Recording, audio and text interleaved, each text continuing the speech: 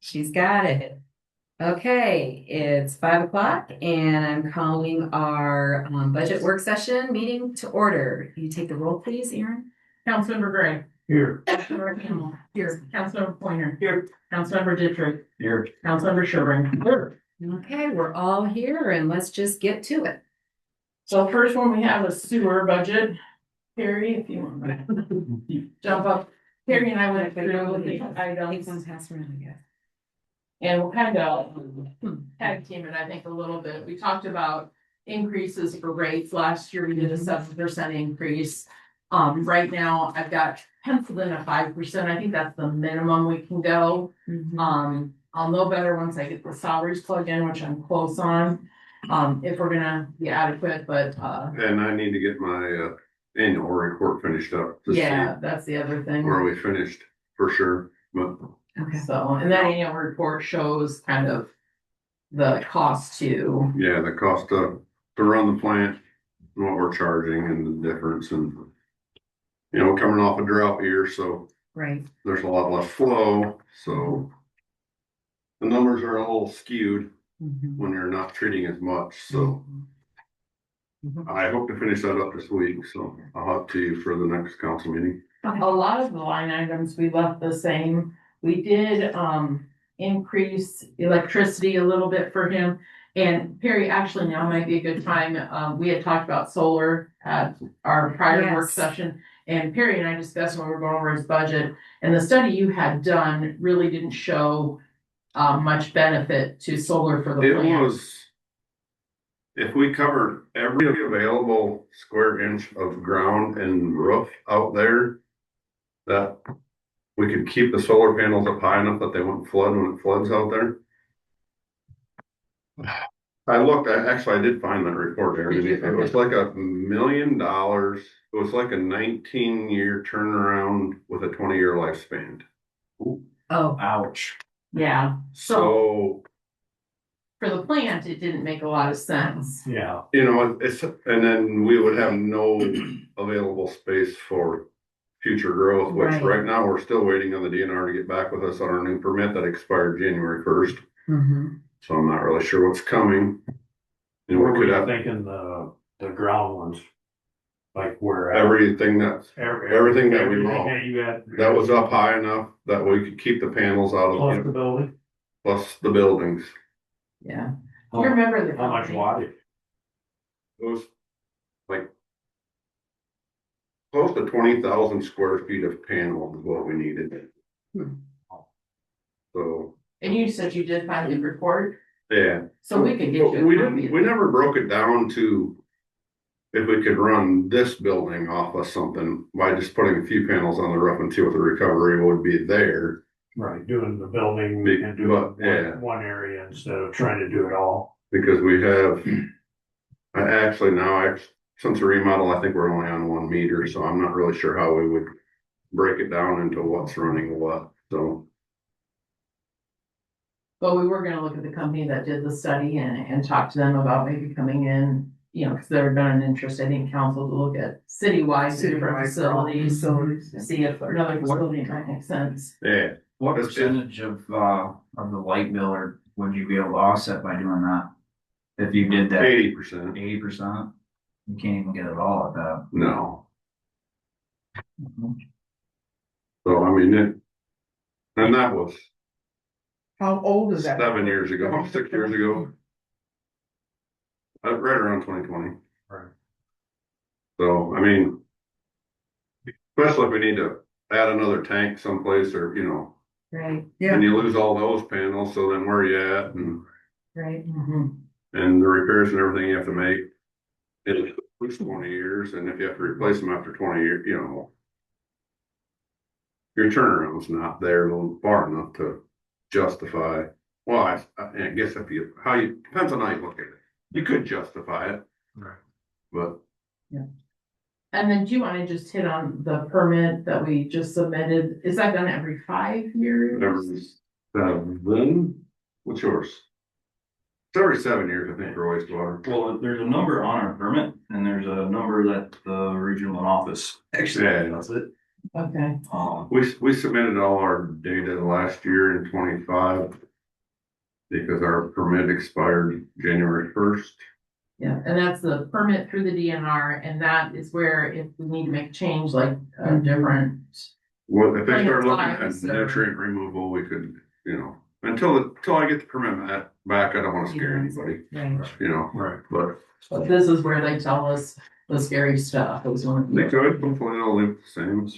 The biggest thing I am expecting is that we'll go to UV treatment 12 months out of the year, because a lot of people that have UV treatment are doing that now Right. in their last permits, so. Mhm. And Cool. you know the problems we have with UV, so. Mhm. And normally you don't run UV in the wintertime because it doesn't work. Run March 15th to November 15th. Right, but in the wintertime, there was something goofy you taught me years and years ago about that. It was originally set up because it's a recreational river. It was the same thing when we chlorinated. That's when we had to chlorinate to disinfect. Hmm. So.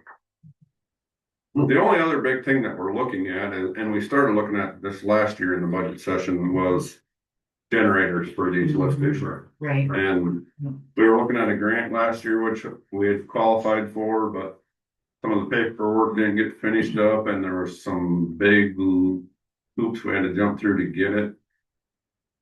I had Burrington Group re-quote the 3 generators from last year, which would have been the one out at Tram Park, the one out by Dollar Fresh and Dollar Yeah. General, and then the one right behind City Shop. So what we're looking at right now is the generator. If we're to put a generator at the one out by Dollar Fresh, we need to put a generator at the City Shop because that one pumps to that lift station. So if you're making one pump to one, you have to be able to make the other one pump. So they only went up.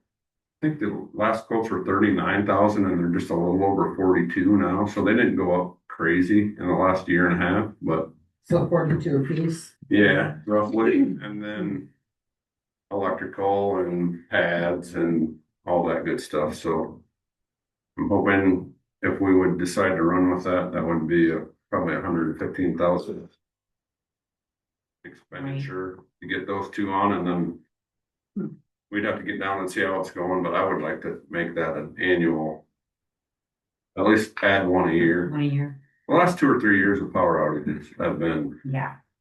and the jet vac can't keep up. The last couple of years, we've brought Billy Downs in and Yeah. with DNS portables, and And I think with the development that we've had out with the jail and all of that, out by Dollar Fresh, that one needs to be done even for the city shop. I think a while back, we also discussed the line going behind the property that West Schulte bought, Yeah. going to the jail Oh, yeah. with the high flows at that motel lift station. And during that construction of his property where they built the sediment ponds and all that, and it was dropped way below our sewer pipe level, our flows went way down. Well, with that heavy rain we had this winter, our flows are back up. The street department had televised it while it was dry and it all looked decent, but now I think we need to get back in there when we can, now that those ponds are full, and televise it again and see if that was an expense we need to look at adding to slip line, all that through there. Did Jason say whether that grant funding, like, could be He applied for? was gonna look into it some, but he was gone on some vacation time too, a week before I left for mine, so. So, if the council's agreeable, I think we should try to budget in for, the one by the Dollar Fresh in the city, the one by the city shop for next year. And then we could do the Shram one maybe the following year. Yeah.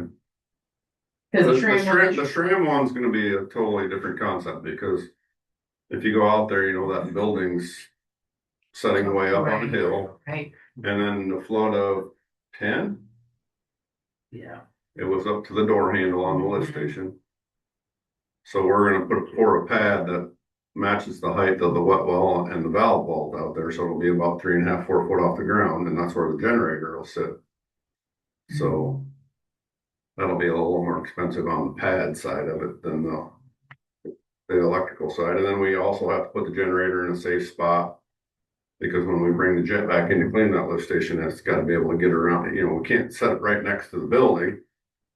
Because that's where the jet vac parks, so it'll have to be over in the trees by where they park their trailers for the boat show or the ski show and all that. So, Which one did you say again? Dollar Fresh and? Yeah. And- The motel lift station, Yeah. right? The one by Dollar Fresh, and then that one impacts the city shop one, yeah, which is. that one runs Timber. through, that one runs through Turkey Timber lift station behind City Shop. Did you mention two?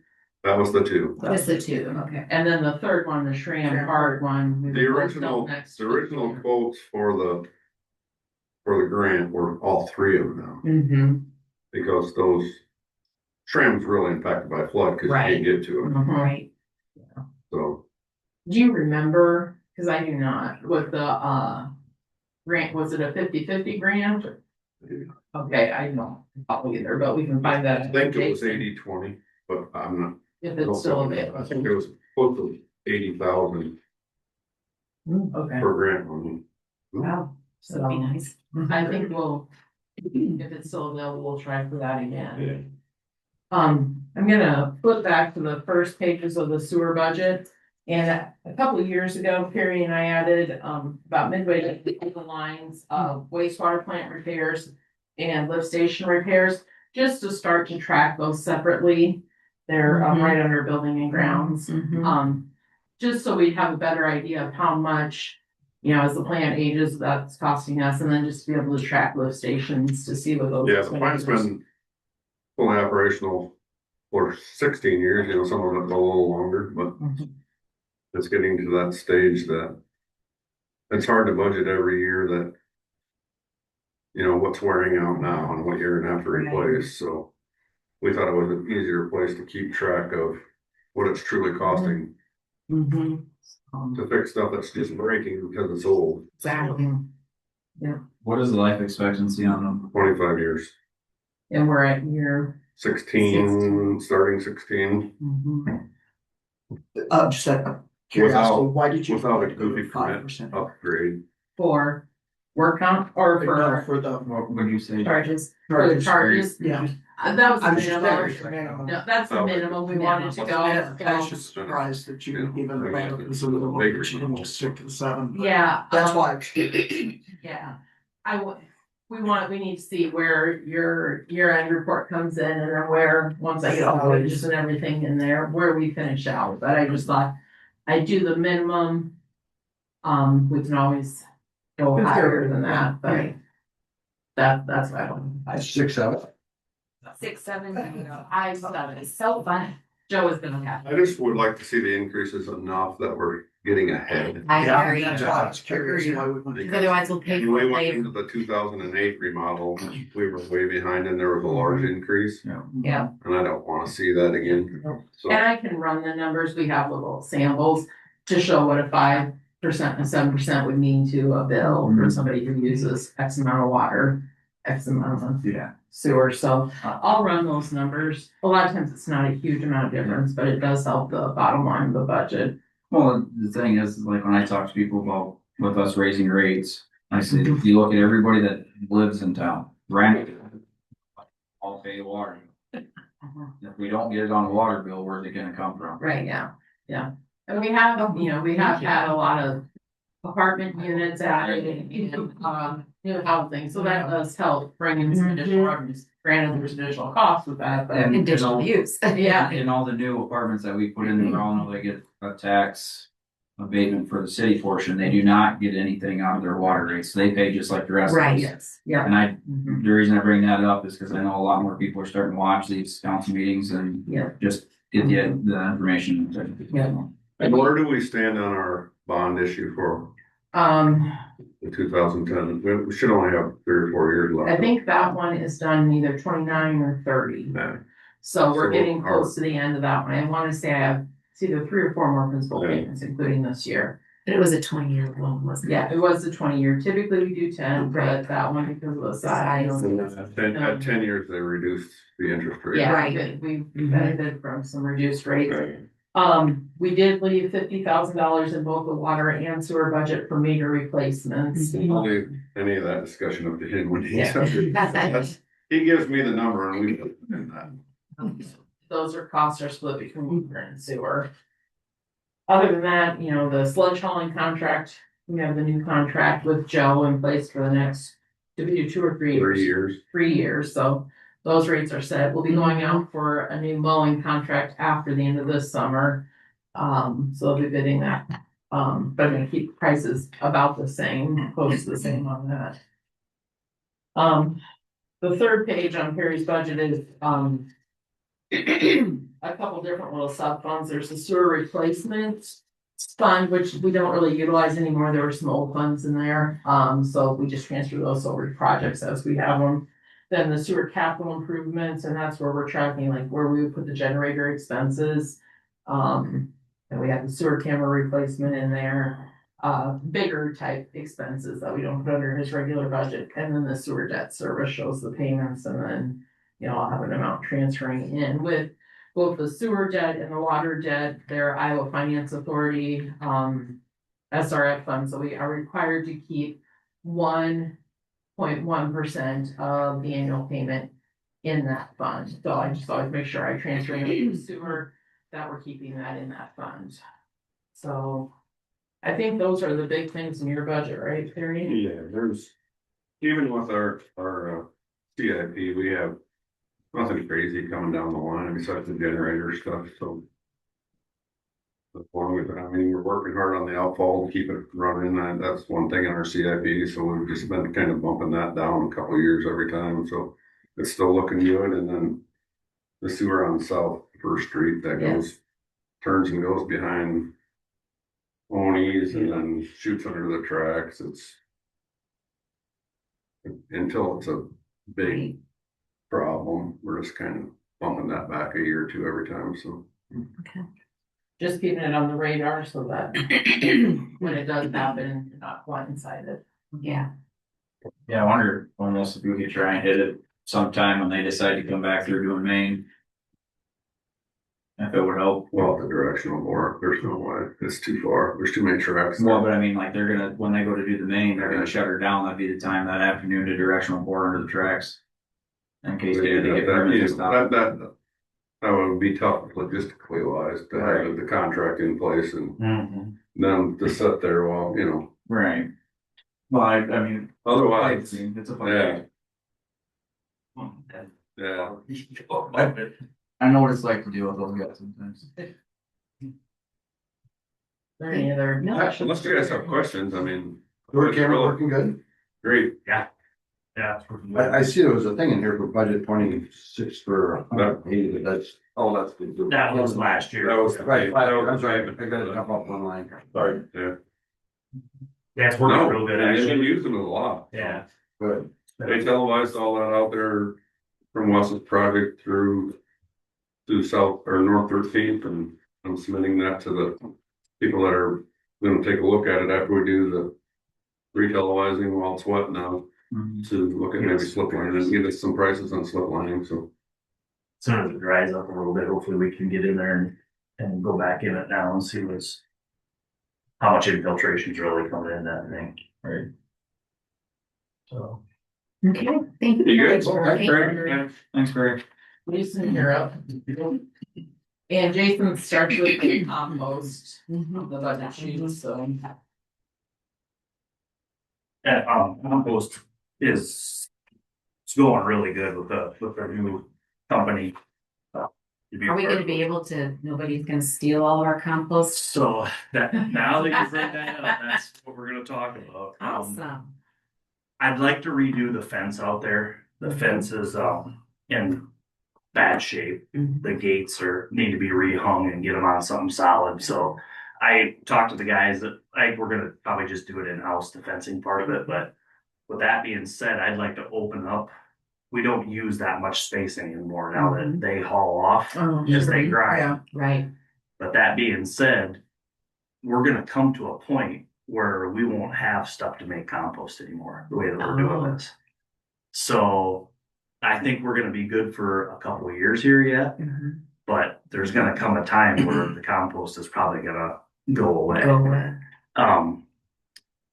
Because like I said, we don't keep it, they haul it off, and I guess at the end of the day, that's what we're really after, is to get rid of the product. Or get rid of what we're doing, so with that being said, I'd like to shrink the area that we have back there. And then have a walk-through gate, so people can go in and get their 5-gallon pails full. Oh, that's smart. And it's just gonna be that. It can't be the big trucks. So skid loaders can't go. Skid loaders, I love trucks, and all that. People will just have to walk through with their 5-gallon pails, come out, put them in there. It's not gonna make people happy because they can't back up to the pile, shovel it in, do those kind of things. But I'm like, at the end of the day, what we're after is to get rid of what we have. I think, or what we're grinding. So you're talking about doing the compost inside of the gated area now? Yes, well, I would You just actually, drop off outside. yeah, it'd still all be dropped off outside, but the actual compost that people could take out of Would be there, inside of that lot. inside that locked, have a walk through, just a walk through area that people Yep. can go in, cause we have such a problem with on weekends, the skid loaders show up and all Big that. truck. Be able to do like a bump out where them guys could dump like in a corral area where a person could still back up, cause I know back up, It's, you're gonna have a lot of older Yeah. people that are gonna be pissed. yeah, for, For little trucks. trucks and, Well, Yeah. just to be able to, still a walk through area, but a guy could still back up there get up close to it. and get up close to it. Yeah. to be able Yeah. to shovel or bucket Get into to the the there, lucky one Yeah. or the. and still have a walk through thing, and have a bumped out area Yeah. there that they could get up to. I think we could figure something out with that part of it. Yeah, with, being able I mean, I just think that's a Yeah. good compromise. to, And instead of putting it inside of there where they have to walk through and Mhm. you can't. For a long time, we had so much stuff that we wanted Yeah, people to take it away, but now people really like it and it's not uncommon for dump trucks and skid loaders to come in and it all disappear before Before residents have a anybody chance can- at it. yeah. Can't get their share. Yeah, at that time, we were trying to get rid of it, Yeah. now that the operation has changed and it's just, they haul it off as they grind it. Yep. We'll get to the point where there's nothing there to even actually make Mhm. compost. So, just so everybody That kind makes of sense. knows that that's the direction that it'll be going someday, but. I'm not overly excited to hear that, but. Yeah, and I think we could probably go back and renegotiate with Dubuque Hardwoods and try to keep some back and make some windrows, but I don't know, it's kind of a catch-22 of what That we're, compost just works really good for garden. yeah, Mhm. so, But doing it this way where you walk out with it, where we're limiting the size, it should hopefully last longer. What we Right. got. yeah, People who want, Yeah. yeah, rather than the people who are using fill dirt. yeah. Yeah. Yes. What we probably would do is bring it back to the council just for action by the Right. council on it, that yes, this is gonna be our policy going forward, so Yeah. then. You're all fully Everybody knows. informed How and far? I'll bring it back to council. I mean, it'll be fairly soon. when are you gonna get the fencing done? It'll be, well, as soon as the ground straightens up, I'd like to get the fencing done, get it redone and like, so it makes it a lot easier for them is I'll shrink that area down, so when he grinds, he doesn't have to grind over top of the fence and he can use that area to come in and haul out of, so he doesn't have to go back and forth through the gate for his overs, because quite frankly, nobody cares if somebody came in there and took some of that, it doesn't really matter. To be real honest with you, other than a few wood chips that are in there now, that's the only thing that anybody would want, because we're pretty much out of compost. What's he do with the stuff that he takes? He actually, they make mulch out of it over Oh, in Dubuque, okay. so that's their kind of their business. That's their is to make, business. yeah, They're like certified. certified mulch. Okay, gotcha. Yeah, is their business, so, yeah, we'll get, as soon as the ground straightens up and we can fence, I'd like to do the fencing part of it, and then we can kind of figure out what we wanna do down the road, but like I said, it's been a problem ever since I've been here, because Mhm. people come in there and haul it off, you know, and there's really no way to referee it, so it's. Yeah. Short of going to a locked facility and Yeah. having somebody Right. man it, which just Well, doesn't what's make it say, sense. one truckload a day or something like that? Yeah, yeah, That's not what they do. I think we should take a serious look at getting that security camera. Yeah. On the gate too. Yeah. A good one. I have one spot left on the security camera that I have at the wastewater plant. And we can run a line into the Yeah. building and put one on a pole out by our gate that just looks at that. Mhm. mhm, And I'd like to see that done because he's always calling me, did you see somebody come in there? And I'll look back through it. Well, they can pull far enough away from our You can't camera. see it. or get to the other side of the. Yeah, yeah. We don't have a, Is it typically for that, for the compost, or is it? No, no, it's they clean out the back of their truck and it's trash and. Oh, Yeah, oh. yeah. yeah, really do sort of that. max. You really have that big a problem out there? Oh, I'd love yeah. to catch somebody doing it. It's sporadic. I don't really like to talk about it because tomorrow morning there'll be 2 mattresses out there, but it's. You can't mulch that. Did like the springs in there, yeah. But, yeah, it is sporadic when it happens, but Something you're yeah. taking stuff. The ones that get me are the, like, I'm they'll kidding. put their grass or their stuff in there. And there'll be 10 beer cans and they just Yeah. clean out the back of the truck. Right. But he commends us when he comes to grind. He said, I have places that are a lot worse than this, of Oh, I what he can pulls imagine. out of it, so, because they're good enough that they'll even try to hide it in there. So. Yeah, there'll be times where I'll go out there, you'll see. Tarp and- Yeah, Yeah, tarp you or something see. under a bunch of grass or Yeah. tree limbs or whatever, like they hide it. Huh. You try to anyway. Yeah. I'll get a draft resolution policy together for the council to review. ahead What I'm of us worried doing about that. with the compost part of it is if we put it too close to the fence, somebody could still pull up there with an excavator and go over the top of it Pull it and, away. load that way, or, where there's a will, there's a way, it seems like, for Right. people that wanna do that, but. So something to try to kind of, I know Connie had a couple suggestions last year too Those were John's. of John's suggestions, but, gating the I get compost it, in. yeah. Anyway, at that point, Mhm. to try to do something, because we were having such a problem with it disappearing. Anyway, okay, I think it's a great idea. Okay. Mhm. But anyway, we get the fencing part of it done and then take it from there, but other than that, the compost is our contract with them, we got another year. 2 Yeah, 2 years, I think we did a 3-year. Yeah. We left tree removals at 20,000 in that budget, I think we've got the ash for Yeah. stuff pretty well taken care of, so this just helps with other trees in the right of way that we need to address. yeah, Yeah. yeah, that's, The new contract. The next couple, on the page is the street equipment reserve, and so, what's in there for this year is the street sweeper replacement, which we've done, and then half of the John Deere mower, yeah, which you share with the Parks Department. yeah. And we're working on that right now. Doug and I are trying to get some quotes on a new, smaller tractor for basic snow removal and then, extra mower too for JJ when that happens, but it'll be, Yeah, that's when we talked about, they're getting an estimate on it and they're getting a trade-in price, but that might be a piece of equipment where we could get more if we sell it. Advertise it for sale on our own, is that? yeah, we'll see how that goes, how the numbers come back as we're going forward with that, but That's the John Deere with the little cab on it. yeah, what we're looking at is be something that's actually a fixed cab on there, so doesn't have all the air leaks in it for in the winter time when it's at like a 1025R with a fixed cab is what we're kind of looking at.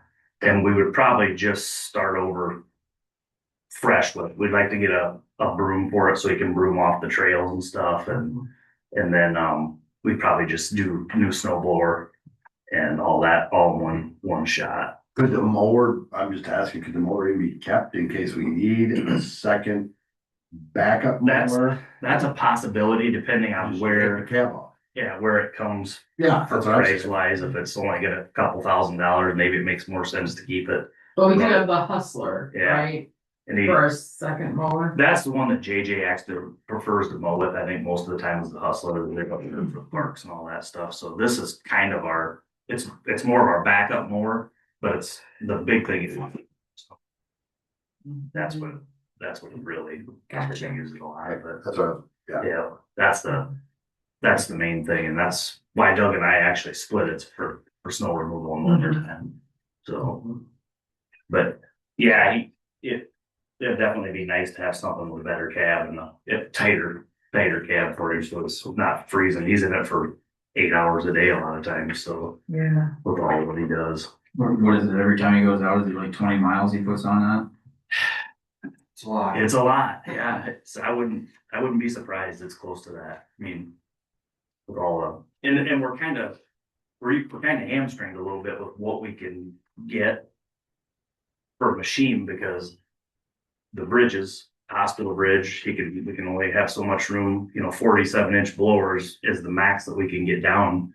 Even with us fixing the rails on the bridge over here, it's not like we're going to gain a ton because all that structure stays the same. It's just going to get fastened to the bridge different. So it's not like we're gaining a foot where we could go to something even bigger. So Right. we're kind of, and then to get down 4-foot sidewalk shed. And there's a lot of sidewalks around yet that he does. Have, you guys thought about looking at, I know Bobcat makes that, I think the hospital. The has Toolcat, the yeah. Toolcat, Yeah. so you can get all the different, attachments. The school's got one too. We would love to do that, but we can't take it down to 4-foot sidewalks. Like I would love that for the trails. We've talked about this multiple times. Right, because you can get a bucket, a sweeper, snow blower, Yeah, and I think. they Just got- about anything you can put on Yeah, a they schedule. got, That would be awesome. dump thing on the back. We've all discussed this. all of our attachments off of our Bobcat skid loader will go on it. It's just the thing of it is like it's basically for trails and whatever else JJ would use it for in parks, type of thing. But it would be awesome to have one, no doubt about it. But Well, you're not, on the bridges, you might not, bridges would be the only. right, The only setback, right? It Yeah. would be the bridges. it is in the I don't sidewalks. want for the grid. But if you did, where you could angle the blade, I'd have to do If you some keep the old measurement. one. Yeah. if you angled the blade and shoved it off Yeah, instead of pulling it. And then you also got, that's a big, you're about double the cost. Yeah. and Very expensive. weight on the 4-foot sidewalks too, even if we couldn't. I don't think we could take it down a 4-foot sidewalk. I think most of that stuff at the school does, but there's probably We have 8 foot. a lot of it's 8, I think, and To be honest, we've custom discussed that too. oh yeah, So many times, because we all know that would be ideal. Yeah. It's just, especially for the trail. it just comes down to, can we utilize this thing for everything, like with, if we went this route that they're talking about, they can utilize it. Right. We tried to think about it too, is even if you could have the summer help use it as transportation some too, and they could throw their bags of garbage in the back of the Toolcat also, but you wouldn't have a ton of capacity, but you'd have, some, Yeah, you could not, several. the ones that are close to the shop, at least, Oh, you got the bucket on the front and the dump on the back. you'd have quite a bit of, Yeah. but I definitely think it's something to kind of keep in the back of our mind, even for a trail machine, when that day comes, even if we couldn't, we'd probably still end up with 2 pieces of equipment to do the smaller stuff and then a tool cap for the bigger stuff. But like now, most of the time we just run one of our ton trucks down the trails, Right. and it just fits on there. I mean, we're pretty much to the maximum on the plow width of that when the plow is V'd. So it'd be nice to actually have a 7.5 foot plow instead of an 8.5 on what we run down and now, just so you have a little bit of wiggle room for. Right. But Or your front yard to look like mine. there's quite a few places around this year that the first snow wasn't good to us. The salt spreader that the school has and the hospital have on the back of theirs would be better for us too, for the bike one, because it's not a spinner like what we have on the back of our ton truck. Yeah, It just drop placement, Straight down. it stays where you want it. Yeah. I mean, yes, the Toolcat would be an amazing machine. Yeah. Well, yeah. we're sure the cost of it and, the needs that we need to cover this. I think you're looking at 75,000 for Toolcat. So Yeah, 'cause when you look at the ones that are all broached out and shot, they still want 15, 20 grand out of them. It's, if not more. yeah. So yeah, Doug and I will be working on that. We'll hopefully within the next couple of weeks, we'll have that small tractor put together, be able to bring to you guys. So, yeah, Then the other thing you have for next year is an end loader. yeah, and that'll be after July 1, that's 27. Our current loader that I would replace is a 2009. And it has 6,200 hours on it.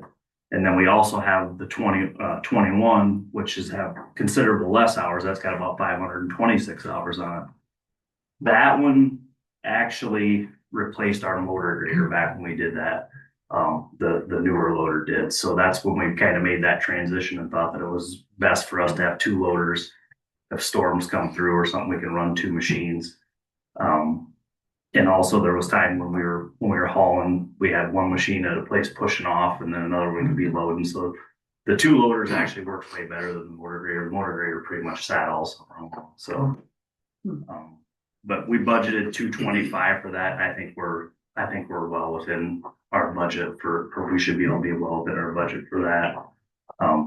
The trade-in, and I'm kind of looking at possibly jumping from our 544 size, one size bigger, to handle the snow blower just a little bit better. And it's a little bit more, they made some changes on horsepower and stuff to run those things. So the next size would keep us in a 6-cylinder motor instead of going down to a 4-cylinder motor. So that's kind of in the work. We'll start kind of working on that so we can bring it to you guys. So you can, I think you were down and looked it over. Yeah, I looked over the 2009 pretty closely with, Yeah. I can't remember what his name was, but Yeah.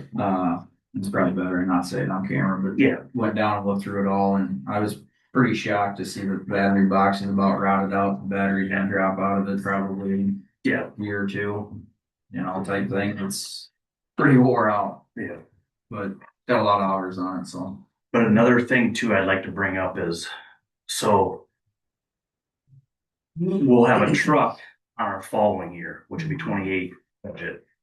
Well, Henderson's is already scheduling into spring of 27 to build those trucks. Oh, wow. Is it a plow truck? It's a plow truck. Yeah, it'd be a dump truck. It's not a salt truck. It's just a dump truck with plow and wing, and it would be replacing our flush truck.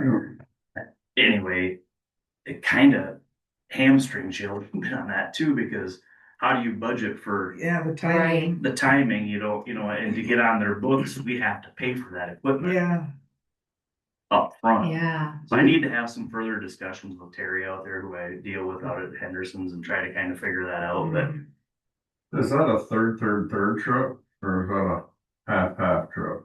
I think it's 50, 25, 25, I think is how that one is.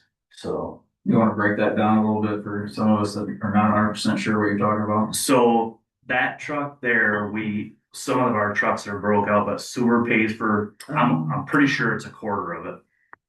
And Chad pays for a quarter of it, and then I pay share. 50% of it, so it gets shared and this end loader is actually the same way also. There's a share on it, and I think it's 10%. You, Yeah, a portion of it. yeah, Chad and Barry, I think both have a portion of Here's 10%. a portion of it too? Yeah, Okay, I need to have that in there. They figured, like, my portion would be like 20 grand. Yeah. Yeah, so 20 grand, at, your share of the unloaded. And the reason for that, Joe, is, in the water department, we do water digs and things like that. There's no reason for us to own our own set of equipment. Right. So we own portions of some of it. So like the dump trucks, we use them for water digs. And so it used to be there was a truck that the water and the sewer department just owned that truck. Can't remember, that got changed, but now it's, I think there's two trucks that we own percentages of. Technically, when we go to replace them, there's percentages that we pay for. Well, I mean, if you're not using them every day and he's not using it every day, you can share it. But that's a hard thing to, and their Henderson's portion of that is 113,000. That was just a budget number Terry gave me, so I can share with you guys how we want to proceed with, we want to be on their books to start building that truck, so I can have it after July 1 of 28. Right. Oh, no, chassis is gonna go on. Yeah, and I think I would probably try to keep it with our Freightliner chassis, because that way everything's uniform with the 108 SD that we run, so. The truck part of it's not as bad as the build part of it, because the trucks are becoming way more available. And they could have that truck. When they were ready to build it, we could have it timed so the truck could be here. I don't think that's gonna be the problem. It's the problem is to pay for all this equipment up front, and we're Right. more than a year ahead of Yeah. the build. Right. So, something we gotta think about anyway is with that. And it's probably gonna get to be like that this way. So, I mean, lead times on stuff, I think. The amount of, you're out there, the amount of trucks they have sitting around that place is like, oh my, yeah, it's, so I just feel like we're probably gonna have to figure out a way to make it happen. To pay for that equipment somehow on the front side, before we ever see. With us moving that street sweeper ahead 2 years, does that open that up? We could look at that and see if there's room in that budget to do that. At least to order get the equipment part. Let me of it talk on to- the truck. Let me talk to Terry too and see if there's a way that we can, and then I can come back to you guys with it. I just wanted to make you aware of what he's told me, and Yeah, I can agree with Joe in that, a lot of towns, a lot of counties, a lot of their budgets don't start till July 1st. July 1, and then you're a year and a half ahead of it now, and they're saying, it's, Right. so. So, this isn't, the end loader isn't on Perry's budget though, correct? No, I just made a note to myself. Yeah, well, 20K. I'll have to look into that a little more. I'm not sure it ever has been. Yeah, I thought it was just water, but Yeah. it might be, I'm not positive. I'm Maybe. just trying to take more of Perry's budget. I know, that's. He's like, wait a second, I need this money. Yeah. I was gonna bring it up after. Well, I, yeah. Okay. I mean, was really- confused. You don't use it much, I know, It's dig a whole lot of sewer. Yeah. So. yeah, so, but. Okay. So yeah, that's not great news, but it's news anyway. Yeah. More to come. and to talk. Yeah, like I said, let me talk to you and we'll be able to come back with you. Sounds good. Sounds wonderful. Any other questions for Jason? Second page is the road use tax Oh, budget. yeah. Sorry. No, you're fine. So second and third pages are the road use tax budget. And, per the Iowa League of Cities, we're gonna budget, he gets a percentage of road use taxes, it's $140 per capita is what they're saying to budget this year. So that's where, second line from the top, the 709, 100 comes from, we get those payments monthly. And they do a true up period too, just in case they are off on their numbers, so this year it was $140.50 per capita, next year we're gonna do 140. And I don't think we changed too much in your regular budget No. for road use, Jason. You have some overhead door you wanna replace at the shop. That's one I like to keep it on there. I have one in the, where the jet back goes. That's getting to be in pretty tough shape also, but I've been kind of gonna bring him along too to possibly not have to do something, but at some point we'll probably have to. Where are we at on, I'll be the guy to bring it up, where are we at on the city shop? So Aaron and I just talked about that a little bit when we did this, and we leave it in there. I think we have it left in it. I don't have it budgeted for, but it is in the capital improvement plan. We just keep moving it ahead, just keep it in your minds, because at some point, When was We the are last time that we took bids on possibly, Time. I the mean, plans it are. was probably, There before, it was before COVID, wasn't it? yeah, I think it's 2018. Last time we even really started dug into it very deep. First That was the Burlington trip and Mhm. West Burlington trip Right. and some of those that we started comparing. person I'd like to open up, like if we could do like a week Mhm. of during business hours, people could pop in. Oh, yeah. And get a tour and show them what is going on with that city shop. Yeah. I know a lot of people don't wanna spend that money on that shop, but like, if they really went and looked and seen what your working conditions are in there, Yeah, I think that they'd probably be changing their tune a little bit, yeah. cause it's pretty rough.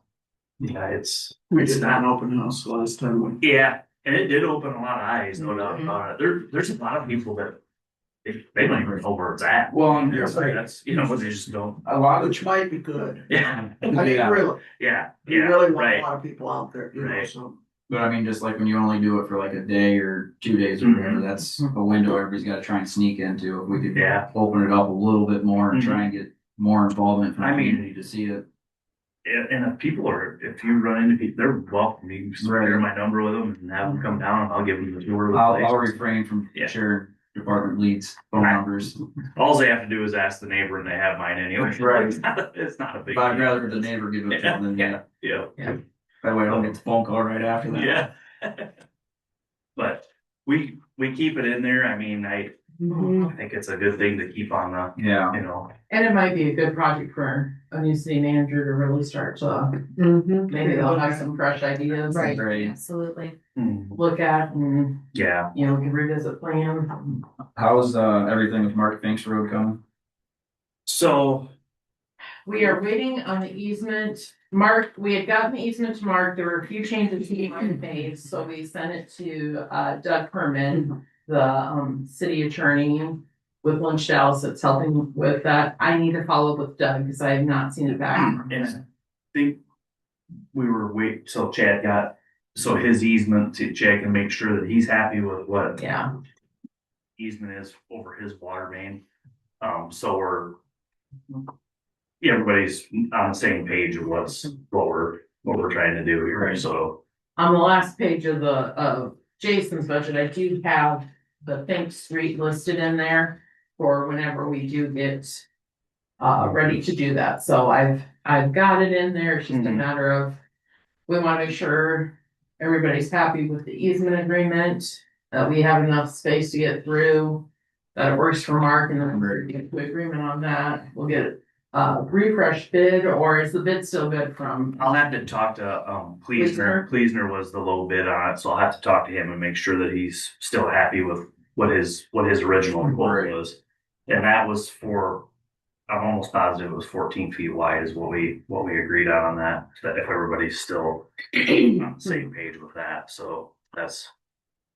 But yeah, that's, as long as Pleasner is still good and we get our easements into place, then we should be able to make it. I will, try and follow up with Doug on that, if not this week, see if he's had a chance to review the language. It was one that came from the former attorney, so the new city attorney Right. wants to review it and then was Yeah. looking at the changes that Mark had requested. We're just getting kind of close this spring, so I just kind of curious where we're at on it, make sure. Yeah.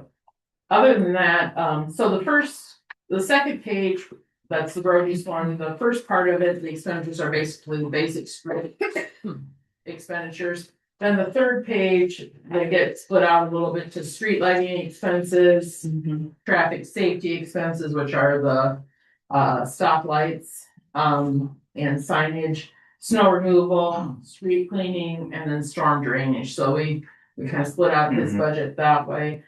Not huge changes in there. The traffic safety, the signals are probably the thing that are the biggest. Yeah, we've had some expense there and now that we're doing annual maintenance on them, and he'll come every year. We're trying to actually pick out some things that we want to work on while he's here, so I don't get charged a trip charge out of Right. the line or something like that. So some of these things, we try to pile them up when he comes to do his annual maintenance, and then we can knock them out at that time. And do we have the issues resolved with the stoplights? Yeah, knock on wood. Chad, when I was on vacation, Chad and Greg had to get on the phone with him, and they had to do some programming for northbound the Four Corners, and that's in there. That's gonna stay in there till he comes to do his annual maintenance. Part of what had happened there is that, they are connected to the city hall internet. So that they can jump on from Des Moines basically and work on Yeah. it, correct? Yeah, he can remote in on it. And we have had a problem, it's probably a couple months now, where, we've been being attacked. Our firewall's been being attacked here at City Hall. So access systems, nobody's gotten through, everything is secure, they've got a great firewall, but what they did is they tried to disconnect those external things that were coming in. So we disconnected the traffic signal places access to the city's internet. We're trying to figure out an alternate for I'm them. hoping to get their own IP address, I think is what Yeah. they're, so they can, it Oh, stays makes in there, cause sense. if you Yeah. don't, Great. if you don't use it that often, which they don't, unless there's a problem, they don't A remote it. dedicated IP. Yeah. Yeah, and they just, then they kick them out, so then it's a new password and a new thing, and they have a hard time remoting in to fix what's there, so. I just wanted to ask Yeah. about that, Yeah, just so about that's- every other time I go to the store, I get asked about them. So that's what triggers the most recent round, but it's, if there's been 200, 300 hits a day on our people trying to get through our firewall here at City Hall. And Access Systems has caught it, but our internet has been terribly slow here, and they thought it was because we had updated to Windows 11. They did a little more digging and found that people are getting in our system. So they're working on that, but that's part of why we had the most recent issue with. Yeah, and Acres Street, Signals. when he came, when it was cold out there was a piece of a cable that was messed up on that where it goes up into the head. And that's a known problem. They've had some problems with it, so the other three are on the list when he comes Okay. to annual maintenance. We're gonna just repair that so we don't have that, hopefully don't have that problem down the road. There we go. Our snow chances are getting good. This winter has been good. We looked at how much salt we've purchased. We're about right on track. We've really. met our requirement. We contract through the state. We're required to purchase 8. Yeah. Contract for, and we're there. Yeah, So the At salt has been 80%. pretty good. Yeah, we're at the 80%. but hopefully we're good. And then we'll just have to decide whether we want to top everything off at this price, because we know it's probably gonna Gonna go up. Going the next next year, so we'll contract. fill up everything at the end of the season. Yeah. Yeah. Street cleaning expenses, we left a little bit in street repair, sweeper repair and maintenance, but we've got a new machine, so those expenses, we don't really anticipate other than like, that would be like brush replacement. Brushes and brooms, and then what they call curtains are underneath the head that we have to replace annually. So Should be minimal expenses there. And then the storm drainage, that's, if he has small storm sewers that need repairs, and I don't know if you have any. I do right have, now. up on Prospect Street, the 100 block Prospect, I have a couple intakes up there that I'm gonna talk to Eastern Iowa about when they're in town doing Anderson Street, that maybe we can jump over there and fix those 2 intake boxes over there. It's kind of about mid-block. You'll see them there. They're all broke up and sunk. They need to be fixed up in there. So, but that's the only issue I have on the hit list right now that I would probably add to that. Where were they at, Chris? In the 100 block Prospect, and towards the high school there, about mid-block, maybe a little bit 3/4 of the block up there. Pat Corcoran lives. Yep. Pat lives there, right about in front of Pat's place. Somebody told me up on the north end, and I haven't heard it. You fixed the one on Fourth Street, Yes. down 900 block, 10,000 block. Yep. Right there. Somebody thought it's back again. So don't quote me, I didn't. Gosh, I hope not. It said it makes a weird thumpy sound when you go over it. That's new concrete. I'm guessing that's just the concrete. Drive down all the new streets. Yeah. They'll Yeah, it's the panels. have the joint. I'm just telling you, that's what I heard. For a little while anyway. I just went across this afternoon, Did you? up on trailer court on the sewer, and I didn't see anything. They said, no, I'll make it up to you, well, you were gone on vacation, so I couldn't. Yeah. I said, yeah, I'll let you know when I see him, so. And then the last page of Jason's is the street improvement fund and then the street project fund. Street improvement fund is where we receive the monies from special assessments into. We budget for some crack sealing out of there, some smaller street maintenance out of there. And then we usually transfer a portion of that funds to the street project fund to help offset project expenditures. I would have been like that 100 block, or not the 100 block, but the right north of the high school, that little stretch of asphalt street we did last year. That would yeah. have been off of that. It's like just a small project. We'll try to pick out and do a section And then of. the crack sealing, you do Yeah. your seal. Got any roads you kind of identified as possible? Well, depending on Mark's situation up there on Acres Street, and where that kind of comes in at, Mhm. that may take up most of that money for this year. So we'll just have to kind of see, but, I do have a couple other ones that I'd like to do. Well, basically what we didn't do last year, I'd probably go back and rebid those again. So, which was South Wayne and, Not South Wayne. or, not South Wayne, I'm sorry, Tama and, Marion, West Marion, East Marion, sorry. There was a stretch in there where the intersections were, that was when we did last year, we did that. Then that block north of north of the high school. And which other one did I do? There's another one we did also. I can't think of it right now, but Butler Street, Butler Street Oh, was yeah. over by the Methodist Church. Yep. So, yeah. But Yeah. those would be depending on how, but it'd be nice to maybe, if we could do a stretch like what we did last year, to be able to at least move forward. It doesn't need a bunch of work underneath it. Right.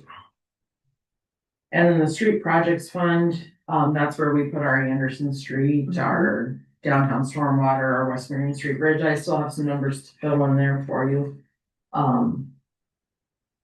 There shouldn't be anything that's a surprise on here. They're all ones that we've been working on. That's not the line storm sewer / street extensions. That's where we put basically any storm sewers that are over 5,000 we're expecting, and then this, like the East Main Street overlay that we did last year with the asphalt, or like Oak Grove Pinks, street repair in there. Some of it's gonna depend on this year too, is what route Ragbri takes coming into town. There may be some things that we'll have to look at that are on their dedicated route coming into town. We may have to look at some things, that need touched up or fixed up on that stretch too. So we may have to focus more on that this year instead of other places. Now, do they dictate that, or do we? They do, They do? yeah. So we have no say in. We'll find out in April, I think is what they said. They don't give you a ton of time No, really they don't. to get your repairs. Who I heard, this is through a person that might have a person that knows a person. That they might come in the way they did the last time in Like your May, place.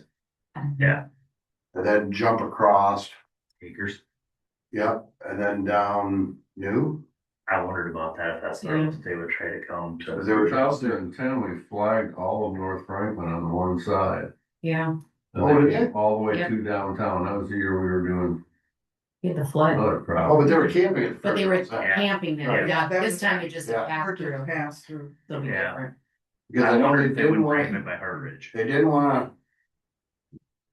Yeah, like I said, the person I know that says, no, we don't like doing major intersections. Should be So they didn't wanna do 13, crossing at Easy Pickens, Right. Casey's. Sure. They weren't gonna sit there all day. And they also didn't wanna come in Old 20. He said, because there again, it screws up the traffic coming from Cedar Rapids and. State It's in highway the all the way to the 13. Fort Yeah. Worth. State, yeah, they wanna stay off That, there. one year they came down Sealy and turned south on Franklin, and we had cones with tall red flags in them all the way down to downtown. Oh, that would be It terrible. would have been the year that we were doing this entire project back here. Union Street, all the way down to Fayette Street. I think that was All those before me. country streets. I think that was before me. We're old. Say that. The one I remember is when we brought it by your place. Took them over 2 acres and jumped them across. Yeah, I worked for the sheriff's department. I got stuck out on 13 and I was with JD up there, about died.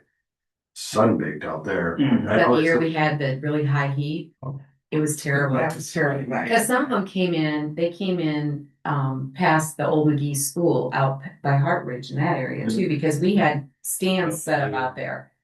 With that being said, if that's the case, we have a shared street up there with the county that comes in quickly.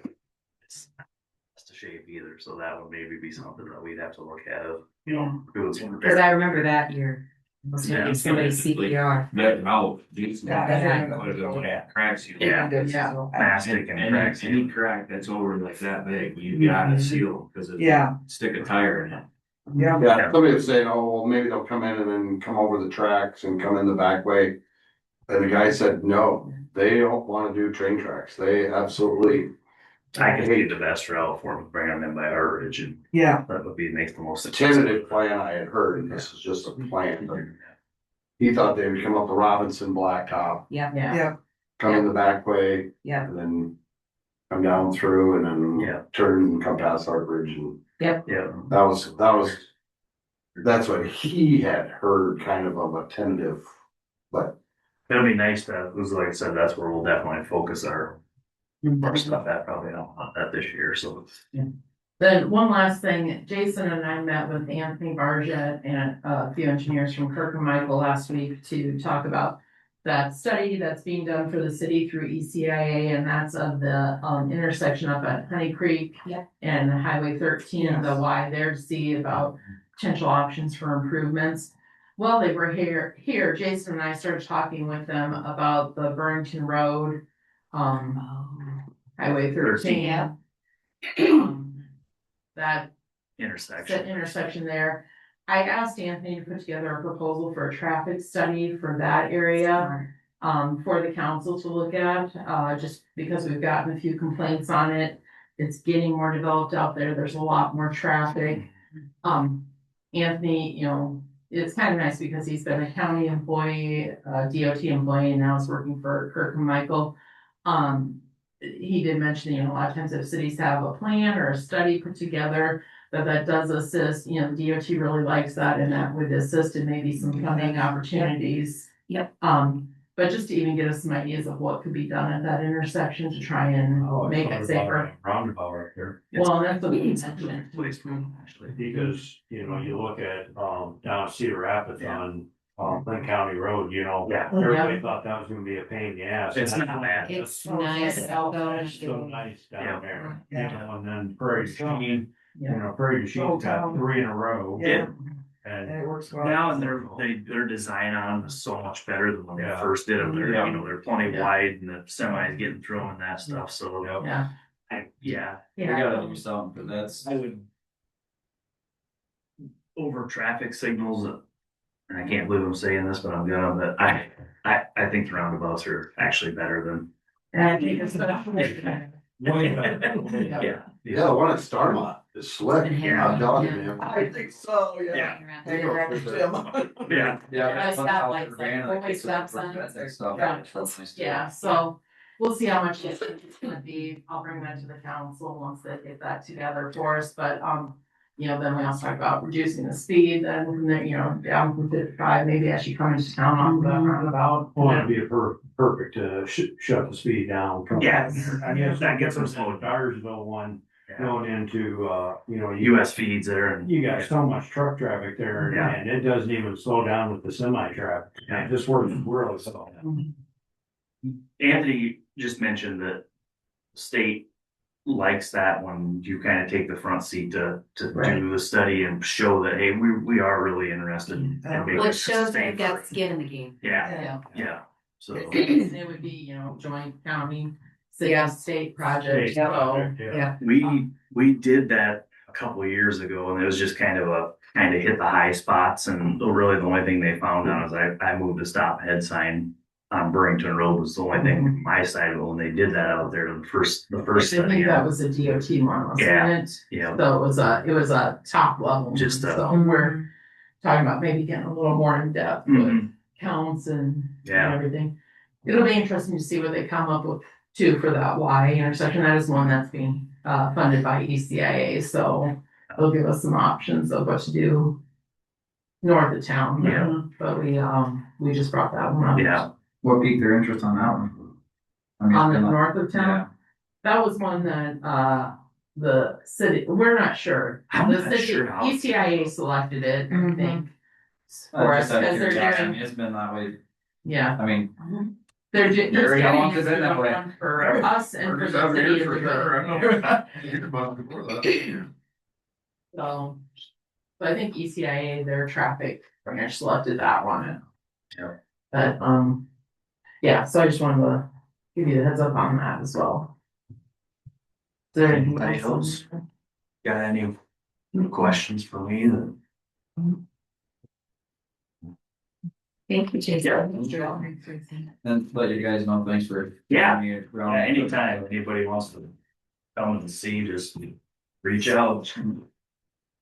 Right, Chad, you're up. Okay, there's really, the only big things that would be out of the ordinary for the 27 budget. Is we're continuing to work with Fairgram on the VFDs or the booster pumps. Mhm. I And that's that on the third page.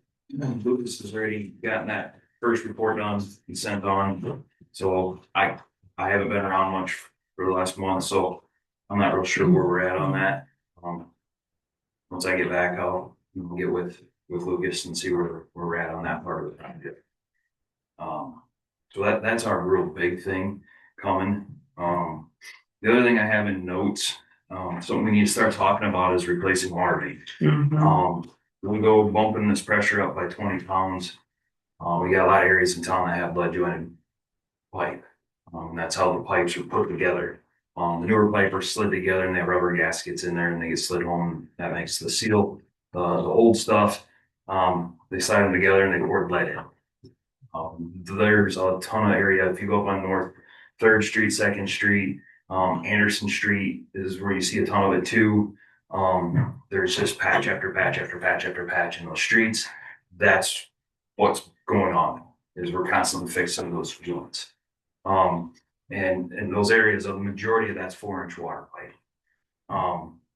And I don't know how much the fire departments talk to you guys about the ISO stuff on their ratings. A big piece of that pie that gets brought up every time, water main we have in our town, and hydrants that are on. So technically, the fire department cannot use a fire hydrant that is on a 4-inch water main. Well, that's a big majority of our distribution system is 4-inch water main. So then you tie this also on to the fact that we have this new lead and copper rule for service lines. We have a lot of unknowns in our town. We went into a lot of houses and identified a lot of them as galvanized. Well, generally when you see galvanized, they have a lead gooseneck. That's just how they're attached. The last reading of the lead and copper rule, the lead gooseneck, as long as it's under maybe 3 foot of continuous lead, they're not considering that a lead line at this time. That could change. But that can change tomorrow. That's very political. The rule is. So we need to start planning and getting ahead of this. We have 12 years left to really tackle this issue in the city with the service lines that we know need to be replaced. So as you're doing all these street projects, so we're putting the right size water mains in. Correct. Okay, yeah. So Anderson Street, we will be addressing that as we're doing. So Anderson Street, we're actually upping that to an 8-inch. I knew it was gonna be larger. So that's something Tim and I would say 6-7 years ago now, we sat down and had a hard look at, okay, we have certain areas that 6 inches is just fine. That's the new minimum. But the cost difference when you start breaking it down, going from 6 to 8 is not much. Right. So in areas where we kind of think there's going to be more flow, if you look at how our distribution system set up, you know, you got some lines that we consider more of a feeder line that are feeding the rest of the 6-inch lines. So in those situations, we'll bump them up to 8. Okay. Now, like in our downtown area, you know, we brought 12-inch up to the main 4 corners when we did that project. And then we really went out of the intersection pretty far with that new water main, got the valves out of the intersection. So when we go to tie onto those, when we do this downtown project stuff, we can pretty much leave that forward intersection open when it comes to the water stuff. Oh, that's awesome.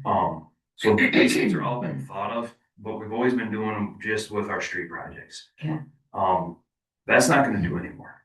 We are just going to have to bite the bullet and start putting money in this budget to say, okay, the street project's going on, but we're still going to replace water main in these neighborhoods. And when I say that, the directional boring industry or the trenchless water main replacement, water line replacements, that technology's come a long ways. It's getting to be more and more common to see it done. I've talked to a local contractor, Todd Summers does a lot of this. Had some pretty good conversations with him. And I'm not gonna get into that because that's gonna be a long drawn out conversation. That's something that we'll just schedule a time to talk about that stuff. He gave me some recommendations on how to do it. Just on the bidding part of the project. It's like you're gonna have to be in the $250,000 range to get good bids. That means you're gonna have to do a fairly good chunk of water main and service lines at a time. Because the big thing for any of these contractors, even with our street projects, you know, Barry knows this is the mobilization. getting these guys to move their equipment. Yeah, Todd's local, but that doesn't mean his equipment's here. You know, Right. like they could be working in Des Moines and have to pull their equipment up from Des Moines to do the work here in Right. Manchester. And that's a big expense for these contractors. So that's something that we got in the notes. We didn't have a number on it. What we did in the notes, kind of put some numbers in there just so that you guys are aware that, you know, this is something that's, It's on the third page. it's no longer something that can say with Pike Green. They put a plan together and start getting after it. You know, the Anderson Street, I would say, is our worst condition street for water main right now. Then after that, it would be North Second, North Third Street. But North Second and Third Street aren't on our street project. It's not even our tenure. And you start driving around up there and you start seeing how many patches are in the streets from us digging it up Oh, with yeah. water main breaks. Just did another one Saturday morning. Yep. It's pretty smooth because you have it all fixed. We've done some serious repaving in areas. So Chad, in my notes, I should probably change it from 150K to 200K to 250,000, right? Minimum. Yeah. Okay. I mean, we can leave it there. It's still just a talking point. That's something. That's just what we've custom discussed of how How the Mountain Street projects, and I can pass that around just so everybody can see what we. well, I mean, you guys are aware, like, we got Anderson Street for 2 years. Right. And then when we get downtown, that's 4 to 5 years. We're looking at adding a phase. We'll probably be 6. Because that alley's on, So 6 years. So that's now we're 8 years out. doesn't even put us in the residential. Right. Mm-hmm. And Wow. when we do downtown, the downtown is gonna be the same thing. It's gonna be water main and service lines. It's not gonna be fun.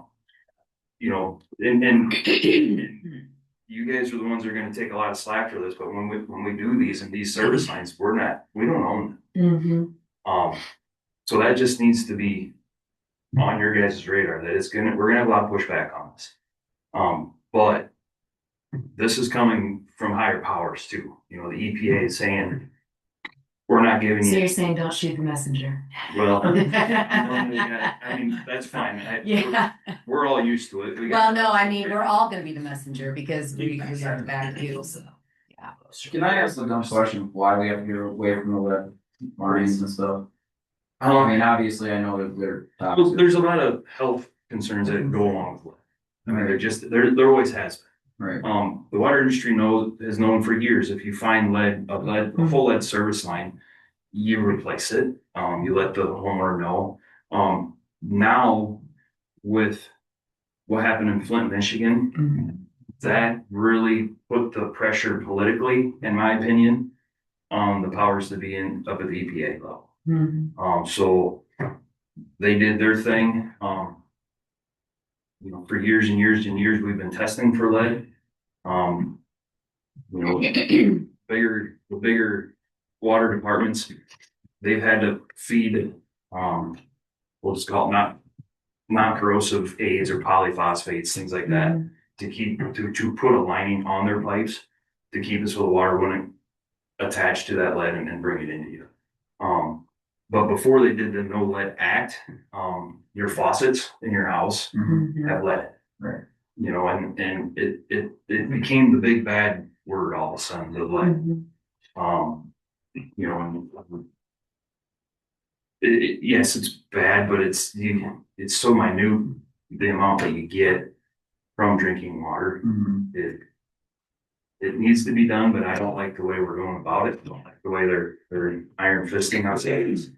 But maybe someone up there thought, well, unless we put a deadline on it, it'll never get done.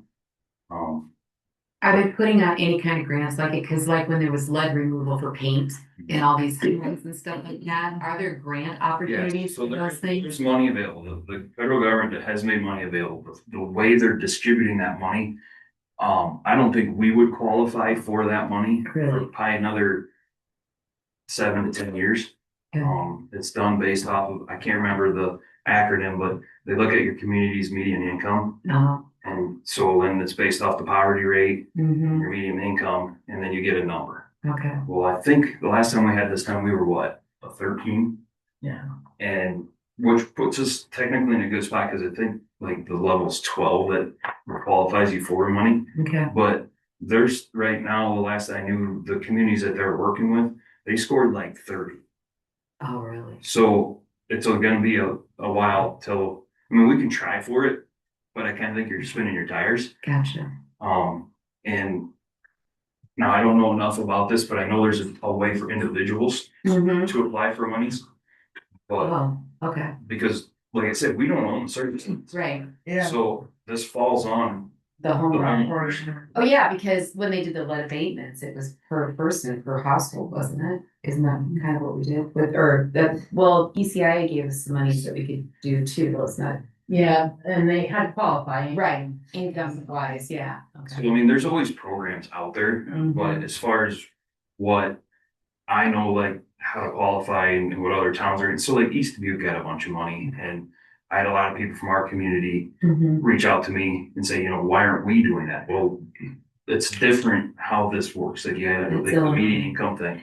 Well, the other big piece is Mhm. to get your median income, people gotta be willing to fill out that The information. paperwork, yeah.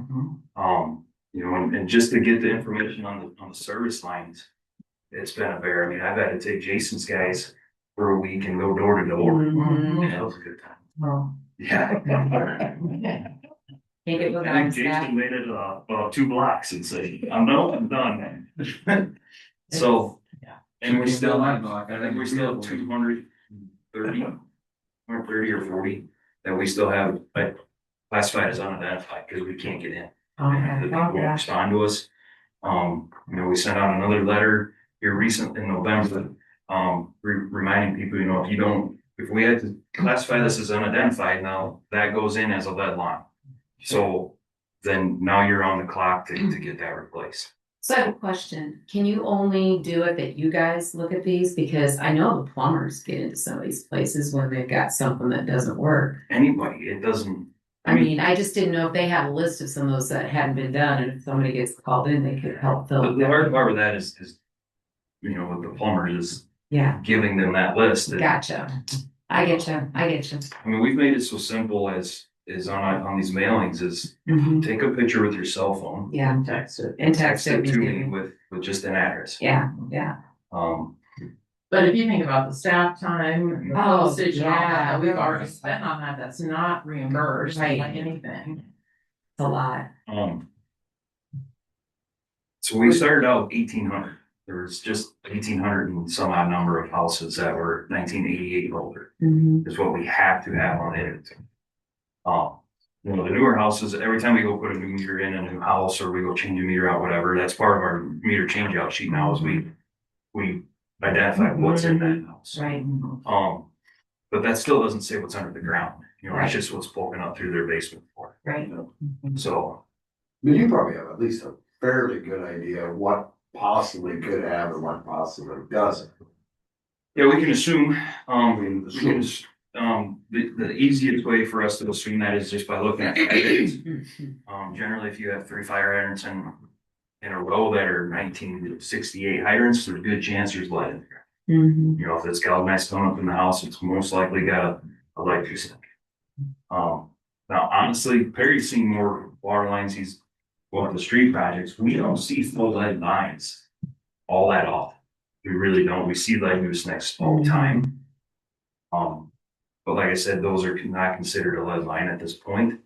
The problem with those though is they're so old. The gasket, when they put them together, there's a gasket that goes inside of the nut when you put it together. That gasket's lead. And that's 9 out of 10 times when we have a service line leak, that's what's leaking. Oh, So I mean, we're on borrowed time and Barry can attest to this too when he sees it on the street projects. That galvanized material you don't want to sneeze on it. mhm. It's more a problem when you add 20 pounds to everything. Yeah. It's gonna really show their face. The galvanized line now is a sprinkler system waiting to happen. Because every time I try to tie a new street project back onto it, about 50% of the time I end up replacing it to the house because you can't get a good tie on. So Gotcha. you add 20 more pounds of pressure to this Yeah. older lines, whether they're a lead gooseneck or galvanized. Yeah. You're gonna see service leaks all over here, and Chad's gonna see just a ton of joint leaks, Mhm. which At that time, he can decide to cut the joints out and just get rid of the lead and take care of the issue, Mhm. but the entire street's that way. And, you know, when we cut a lead joint out, let's just say it's a 4-inch line. The 2 couplers that we're using, they're about $600 a piece now. So it's $1,200 for the couplers, Yeah. you know, and that's not counting the time and everything, Wow. and the street patch and, I thought Perry was expensive. But this all falls back to the price increase that we're looking at Right. every year, and Mhm. Right. you know, what number does he pick with he knows what's coming. Mm-hmm. so, I mean, I seen Aaron put this 5% and, you know, I'm probably gonna be more of the 7% side in that discussion. So everything else is, maintenance. Like the $30,000 you see per well, repair. The wells every 15 years we pull our wells, put new well pipe in and also, well 5 should get done this fall or this spring yet. We're on the list right now with, Northway.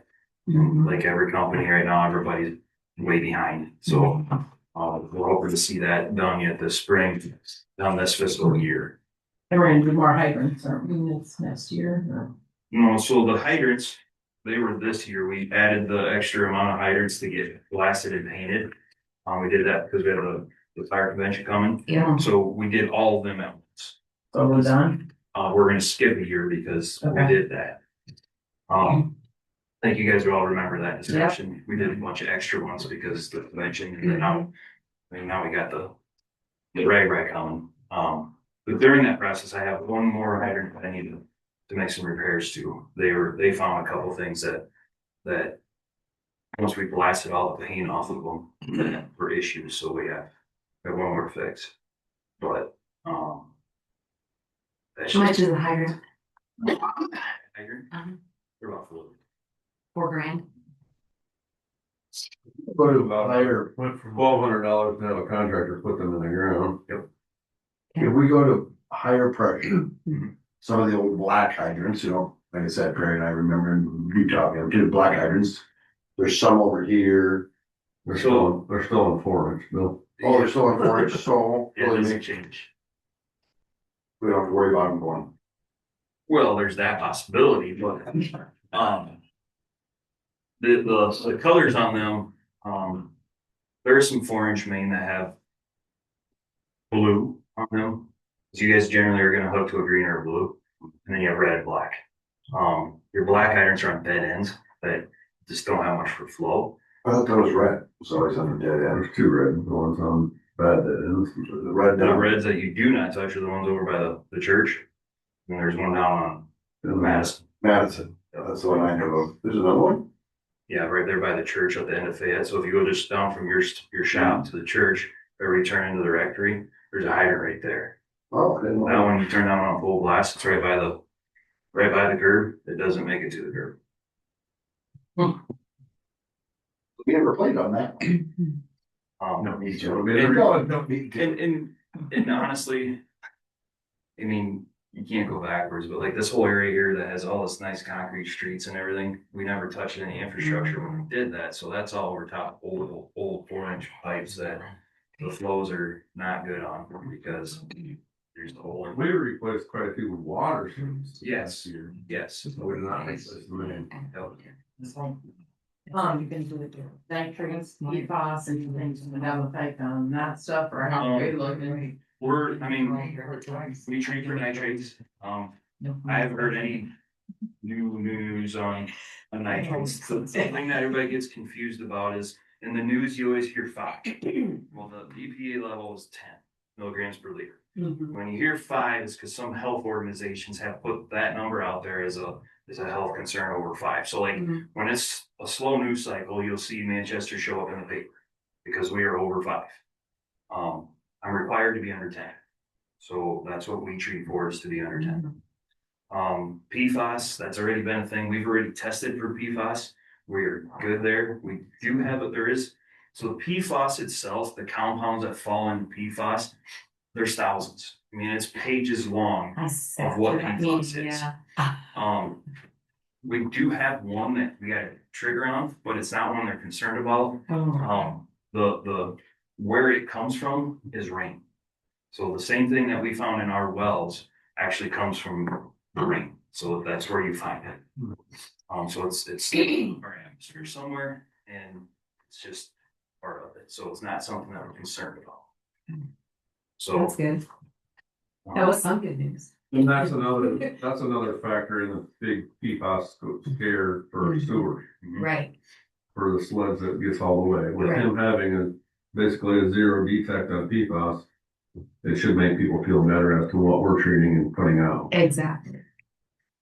and how they did that was, so they looked at factories, you know, that have made different products throughout the years, and the state of Iowa knows what chemicals and what things they were using to their products.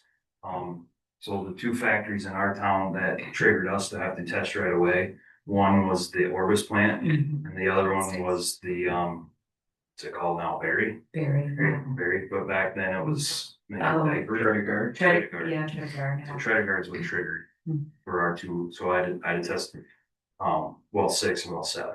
Do you make diapers here? Yeah. No, that- Plastic for The liner outside. Plastic liner.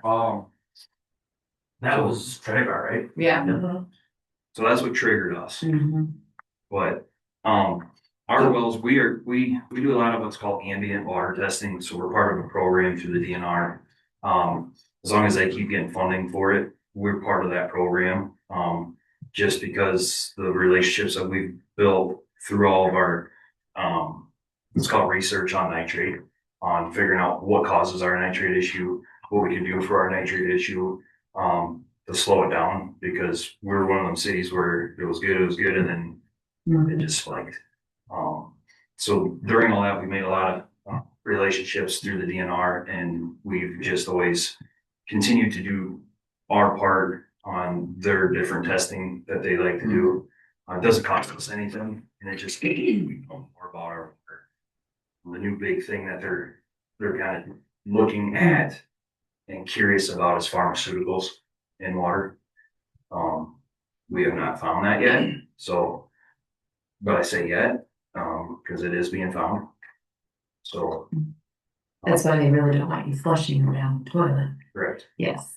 Take them over here, the pharmacies, they got places you can drop them off. Now, this is me geeking out a little bit, like the one that shocked me the most is, in Illinois, they're finding the precursors of plastic bottles in their drinking water supplies. So they're looking at their landfills and making sure things are done correctly. Which was it just Chicago, or is it all Cook County banned plastic bottles? Well, do you get paid if you're charging them your tax to buy them?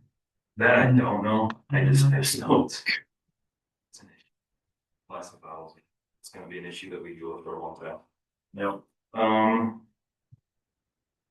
think that's pretty much it, because we should be coming off of our last one here in a year or two. I think. Yeah. And then, you know, the game plan is we're gonna go into another loan to do the booster costs. But that's a growing thing. What that comes down to, you know, your town grows, it's great, but sometimes there's other things that come along with it. And this is just one of those things that's gonna come along. Is probably the decent. So. No big equipment purchases for you other than your portion of the inverter. Right, which is I think it's 20,000. So That's we have what to I put agree to in. that. So, not huge. You know, we're gonna keep the 50,000 for the meter purchases. The reason for that is we're replacing all of our meters. Put the SRs in. Everybody remembers that. I 30 remember years that. ago. Oh, no, not that. Early 90s. Okay, but you guys then, you upgraded to something for those movers. All three. The remote I got read. hired. That's That what I was the first remember. project that you guys had me do. Yeah, was a remote read recently. Which those are all Yep. they're, I guess I've been here too long because they are now outdated and we're replacing them as well. But that's that upgraded system that we bought that we now own our own tower. Right, And we can do all that stuff in house now. right. But with that process, we were replacing the actual meters themselves. Right. It was in the early nineties. Because I know a lot of them, he bought used, and then Mhm. bought the parts to rebuild them, and that's what he put in. Mhm. SR2s are a great meter, they're just not supported anymore. Right. And they've done their time. Mhm. They've been a great meter for us, but So when you guys are reading, then you can read the new meters and the old meters with this new radio system in? No. Okay. the old system is not supported by any new technology, so all of our new technology just reads our new stuff. So how do you read the other old? The other stuff, I have a unit that we put in our truck, and we got a big antenna we put on top of the truck, and then we gotta drive through town to read them. And that's how we've always done it. Okay. Well, you boys. Yeah. Harry, what? Yeah. No, I walked the routes when I first started because I was I just just, walked in with a book and wrote them down by hand. oh, that's old, but Uphill, both ways. Yeah. Did you have to use a chisel and a hammer? Nope. Jason, $5. A few houses you had to go into. Oh, yeah, probably. there was a couple of them, yeah, when I started. That for some reason, you had to go look in the little daylight window on their basement, the little meter thing was right So you can just knock and go in. How far are you on the meter replacements? Not as far as I wanna be, couple of reasons, number one, budget restrictions, number two is time. Mhm. We have two guys in our department, clearly haven't laid up, but, with everything else we do, Mhm. we would like to say we could go out into a neighborhood and just do with the Mhm. neighbor. We've used Matt for that a couple times where we just went out in the neighborhood and replaced the boxes. Mhm. But then again, then all of a sudden you're out of boxes and you don't have any money left in your budget. Right. So that's been the biggest constraints. So what percentage of the city is switched over at this point, would you say? I think we're at like 1,200 That's pretty good. total, Out of how but I many? wouldn't say that's a complete switch over to meter and reader. Okay. Like that should. Like I said, going up to the north end, we had Matt for a couple days, we showed him how to do it. Mhm. We just went around putting boxes on. Okay. Because realistically, getting in everybody's houses to switch out a meter, it's a It's pretty time tall, consuming. it's a pretty big mountain. I think roughly we say there's about 2,300 in town. In town? Okay. 2,300 meters, Yeah, closer to 38. 3,800. You gotta remember, a lot of our houses have 2 meters. in it. Oh, that's true. So Not quite a third, right? 2,300 accounts. So I mean, it's a daunting task. Like, when I just went around and switched everything over from the touch readers to the radio reads. And that's all I did. I didn't have to go to many houses. That was all on the outside of the houses. That Right. took me 3.5 years Okay. just to do that. Wow. Now we're trying, the goal is to get the meters as well. Mhm. So. And then like this, and then you get into a winter where, like this winter, I think Jeremy's had to switch out 10 plus in the month that I've been gone, that freeze and break. Right. So those things also, and that takes time to Great. deal with frozen lines and stuff, so. Okay. I was wondering about that because I knew that there was like 2 systems still going, but I didn't know where we were at. Okay. Thank you. I think unless Aaron's got something that I missed. No, I think you hit most everything. That we need to. Mr. Council has further questions. Mm-mm. Thank you, guys. Thanks. No, If we're losing water. Yes, so, I don't have my year-end report. I haven't been here since the 6th. But Barry and I both do that year-end report or annual report, and that's the water audit, we call it. And that tells me the percentage of water that I pumped and did not have go through a meter. So that's where, the water flushing, when we go out and push items, the water is not metered. The fire department plays this stuff, that's not metered.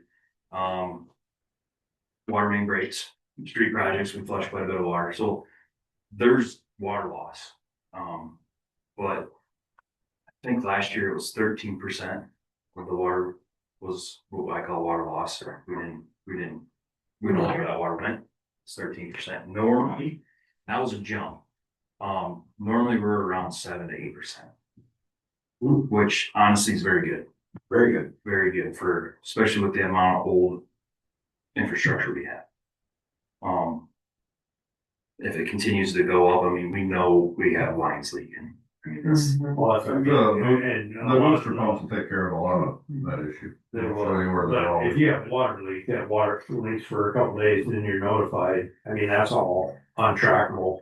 right, and it takes, like for a service line, when it's leaking, it takes 7 to 10 gallons per minute before it'll come up. to the surface. Yeah, If it even comes up. right. I mean, there's a lot of leaks that don't come up, they end up in the sewer or Yeah, stuff. they could be going into their, I mean, they're laid right next to their clay water, or sewer service, they could just be going into that. Going into that, so hundreds. On the back page of my report, it'll show what heat pumps and what we treat, and the rainfall for that year. And just take a good look at it to see what year, how much more we treat than heat pumps. It's a big number. Wow. The reason I asked is because a really good friend of mine is mayor out in Western Iowa. They have rural water. Mhm. They are at an 8% loss, what they lose from their tower. Mhm.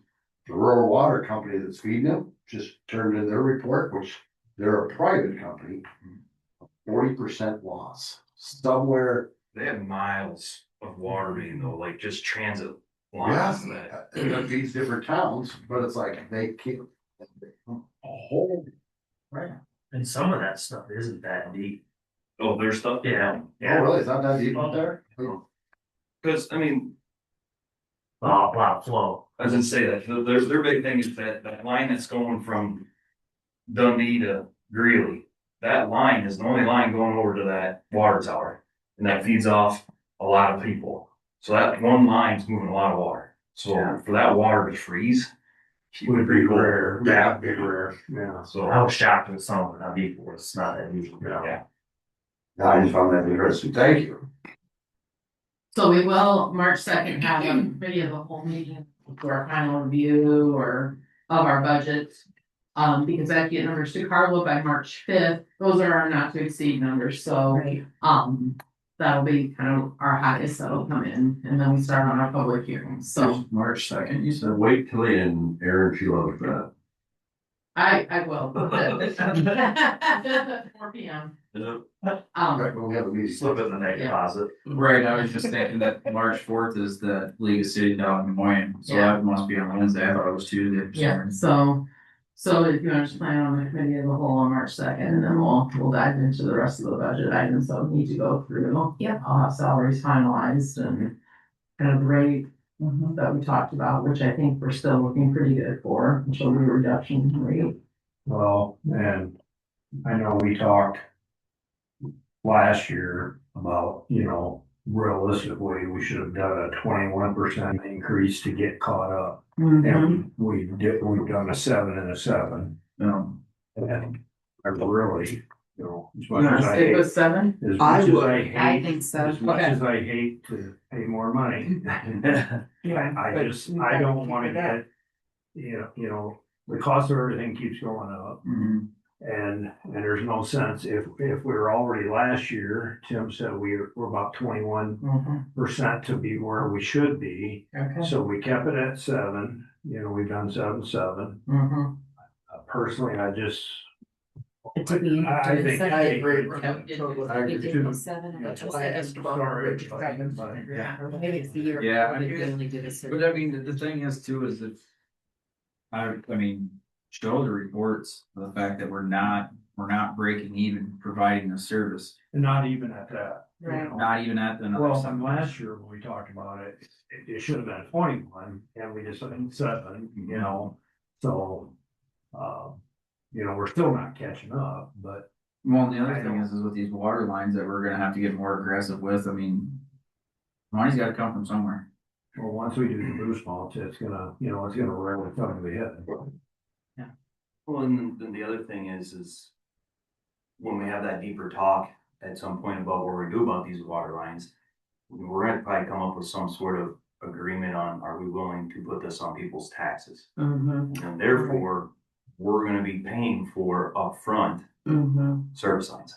Good point, because there are some But you're people right. who won't be able to afford it Yep. without us Oh, Yeah. absolutely. giving that option. Yeah. And that's something, that was a big tool that we used to use, like like Barry mentioned over here, when they did these projects, a lot of service on. That was a tool they used back in those days. To get people to do that was they allowed them to assess it for their taxes. That's a tool that was taken away. Pretty much the first day I took over, they told me that we're not assessing. We do, but it's gotta meet some parameters. Yeah, we prefer to do it with the project, right, because it's simpler to do with the attorneys involved. We got into a couple projects where we were doing it just one by one.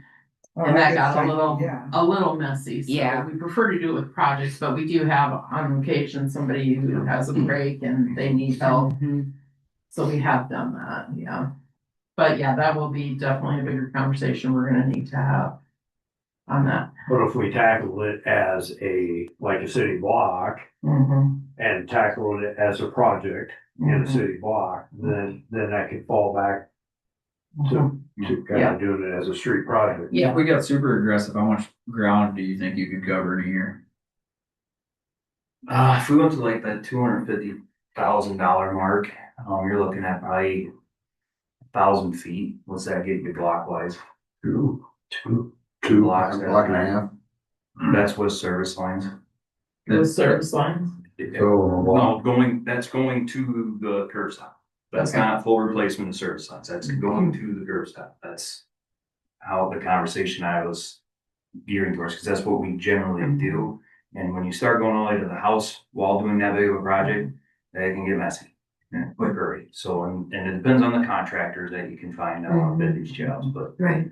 So the 250,000 only do 2 square blocks? You might get, it wouldn't even be 2 square. No, the Maybe, service is all the way to the curb stop. maybe 3 straight. So say if you turn 1,000 feet, and their average block is 600, 300. 300? Wow. Yeah, probably 300.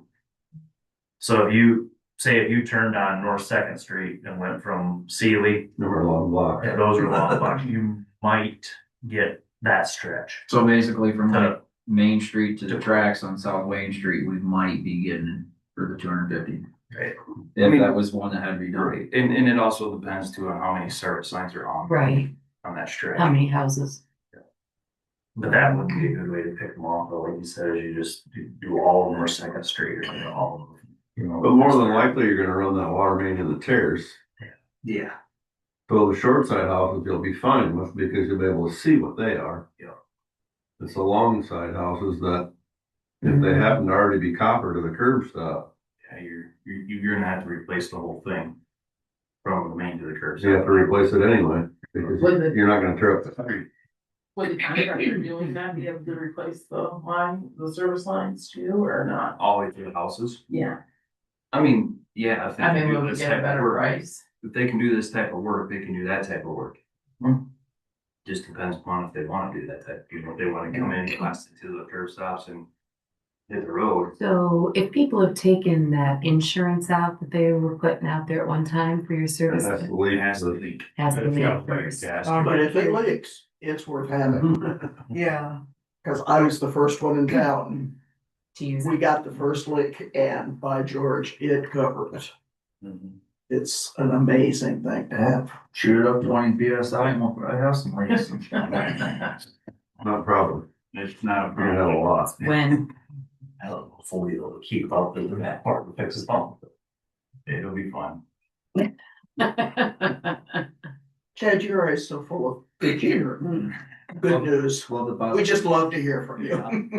And let Joey from up here. okay, so is that it? Okay. That was enough, I think, I yeah. think it was enough. Yeah. So, okay, all right, do you have anything else for tonight then, Erin?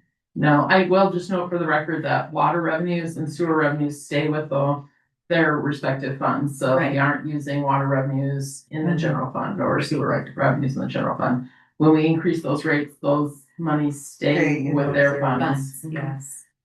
Yes. And then we got some information about the, open meetings, training.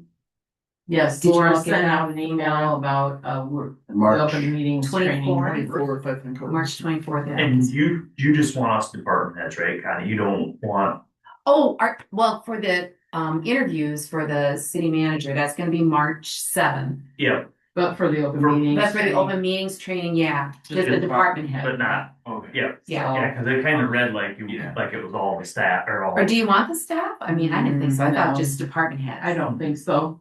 Yeah. I think just department heads, so they know. So we're gonna have a couple in-person options on that date. There is still the online option. And technically, other than Diane, the rest of the council doesn't need to take it, but it is a good refresher. It's an hour long. It'll be here, Mhm. 3 to 4 and wasn't it? 5:30 to 6:30, I think. If you didn't get the email, let me know because we have had a little bit of an issue, it seems like, with some of the emails going through. This one would have come from Laura Thomas. Mhm. Yeah. Got it? Yeah. I got one. Maybe. Okay. When did she send it, you know? Last week, I'm not sure what day, and I think she probably. She probably was Wednesday. Emails. I don't know that she She has sent their it to, personal. yeah, she sent it to the city. email. You sent the city. Okay.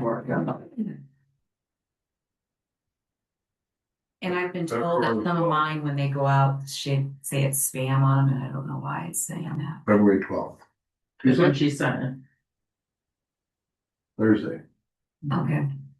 I talked to her about it on Wednesday, so that must have been it. Okay. Yeah, but then on the 7th, department heads for the, Well, it's open to all the employees, basically. The IPIP training. Oh, no, I'm talking about City manager. the city manager interviews, March 7th. on the 7th, yeah. Yeah, and that will be department heads. Yes. Betty's that That- Friday night. And Friday night Betty's, between 5 and 6:30, I believe is what it is. So we are going back to those. Yep, Or yep, the Jackie bread said, basket. the bread basket, yeah, Jackie said she could do it, so. And then we'll be in different places. Yes, Yeah. we are using GMB's, financial room here and also the chamber. We will get you the schedule, Yes. so you know what you need to do. I've got one person left to get a hold of, that the time got changed, so anyway. But then I've got representation from all of the boards and commissions as well. And, DSED, MEI, the chamber, and then there's a few other community people that I've got expressed interest and stuff, so, and Luke Ogden, I did get a hold of him, he said he would be able to do that, so. Anyway. Yeah, so. Anyway, but, yeah, so, appreciate everybody doing that. Okay, did you have anything, Brian? Nope. Diane? Yep. Mary Ann? Joe? Just happy birthday to my mom. Okay, happy birthday. If I don't say it, I'll Look probably. at you go. Aye. The only thing I have is, somebody got chased by a pit bull. Yeah, Ben was here, so I Yeah, can give it to you and then, I can give it to Ben. yeah, so, okay. Nope, nothing. Okay, I don't have anything else either, so I'll take a motion from Mary Ann, a second from Joe, that we are adjourned, and we are adjourned. Thank you, everybody.